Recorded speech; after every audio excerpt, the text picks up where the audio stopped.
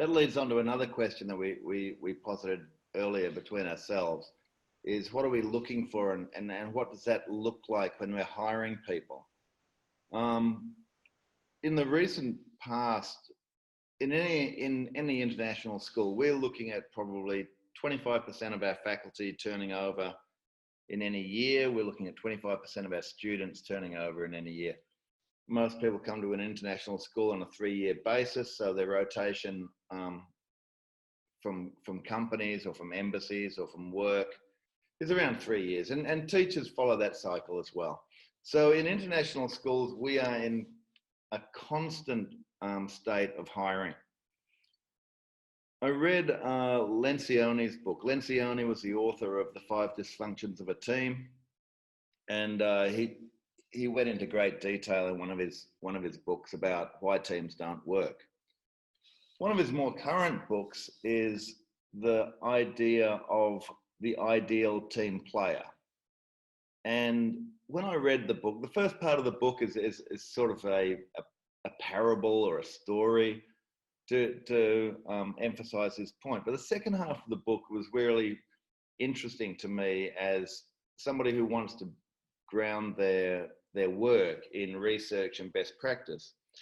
And when Lencioni, what it is, in order to get a team to be a high functioning team, he came down to 3 areas, and all those areas really resonated with me. And I went out looking for 2 new principals, a counselor, an IB coordinator, 15 new faculty, and all with this premise over the last 2 years of these 3 things.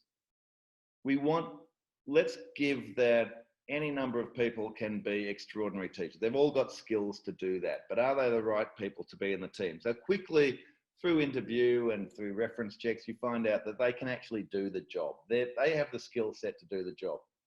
For me, the next part is the most important, and these are the 3 resonating themes that came through Lencioni's work and which we have embedded really successfully in our teams.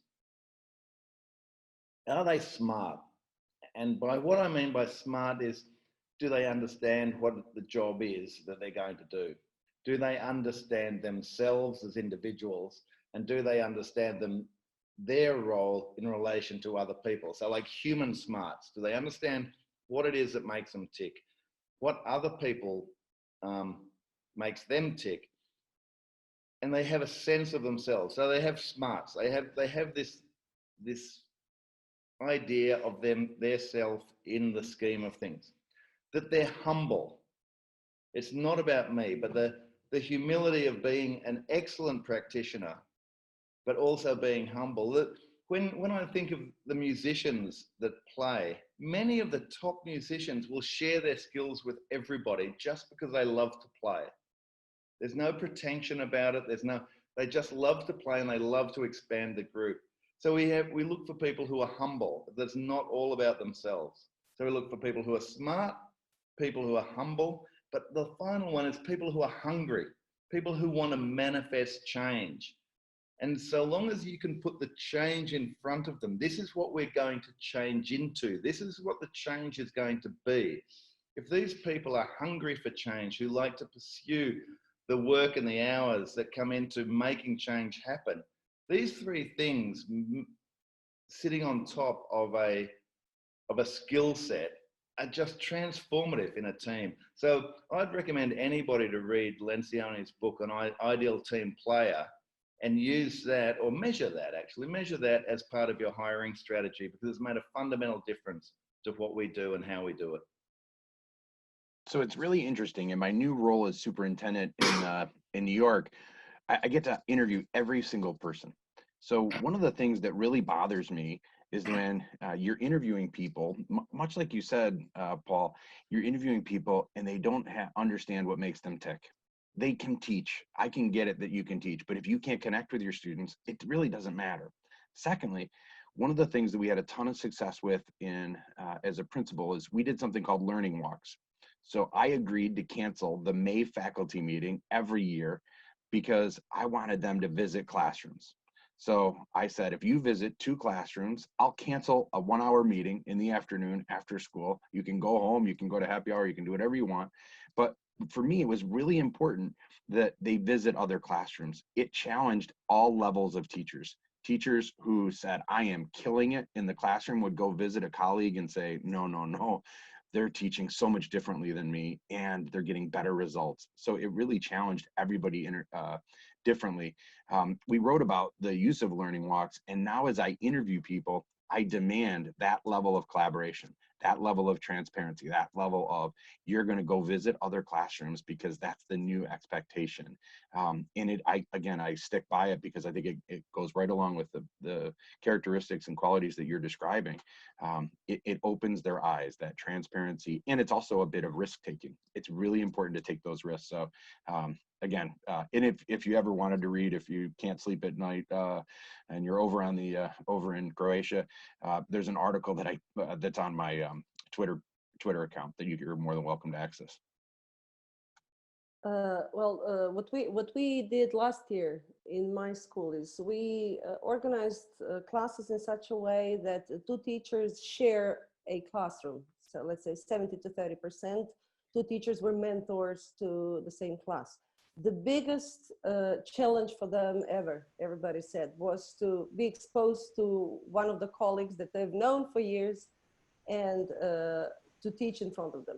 I think it was important for several reasons. First of all, they saw another teacher in action, but another thing is they remembered what it felt like to be exposed to the audience, something that we expect from our students all the time, and we take for granted because that's what we do on a daily basis. But this was new environment for the teachers, and we had there was a husband and a wife that worked for me until this year.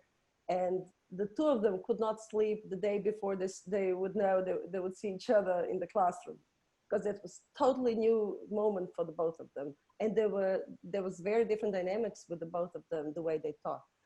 Tilka, I remember you saying that what provoked you to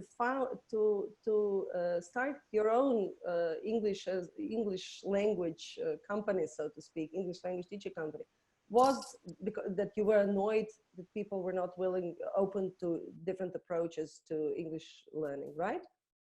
Yeah, something along those lines. So I think for new teachers coming into a school, I think for me, I like to see teachers who are open and willing to learn something new. And after teaching in one particular school for a great many years, 8 years or so, I was becoming frustrated with some of my colleagues because they were very much living and teaching by the phrase, because we always do it this way.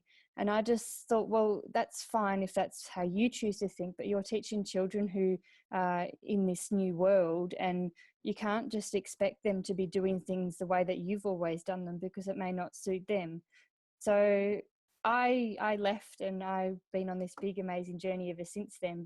But yes, Vlatka, that's pretty much spot on.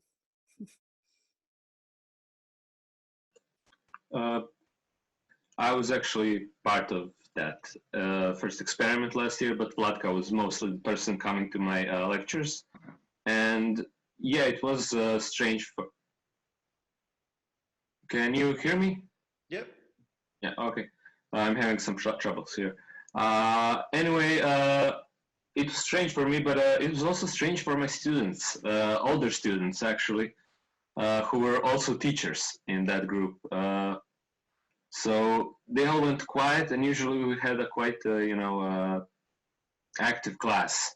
And afterwards, I was forced to ask Vlatka not to come again, even though she didn't interrupt or anything. But when it comes to teaching, because this is the way we always teach, yeah, that's a problem in Croatia, and it's also connected with hiring. You talk to people, and during the interview, yes, they've all graduated, they have a great or good enough knowledge of the language or whatever, but unfortunately, once they get the job, it's just, okay, this is the syllabus, I need to follow this, and this is what I'm going to do no matter what I find in the classroom. For me personally, each class is extremely different, even if they're the same age and the same number of students. I can walk in one classroom and I can teach kids through games. And in the other classroom, I have to put on a strict face, which is naturally my style, although fortunately the beard and the shaved head do help. But you know, if you can't really allow yourself to be, you know, very open and open to improvisation from class to class each day, this job is going to eat you up in a couple of years at most. So that's from me. And I think that's the importance of, you know, and this topic is so engaging to me, partly because as many new teachers as we hired just this year and in previous years, I really think this connected educators topic and being connected from, you know, this group, particularly internationally, is something that's so important, because we have to learn from each other. We have to recognize, just like you said, Shady, that your class is different no matter what, even if it's the same grade level, same age, same group. Boy, the chemistry can change no matter what. So again, I really think that's just a great point. I often wonder how much the preparation programs, the college preparation programs, teach that dynamic, because that's something that I think first year teachers struggle with.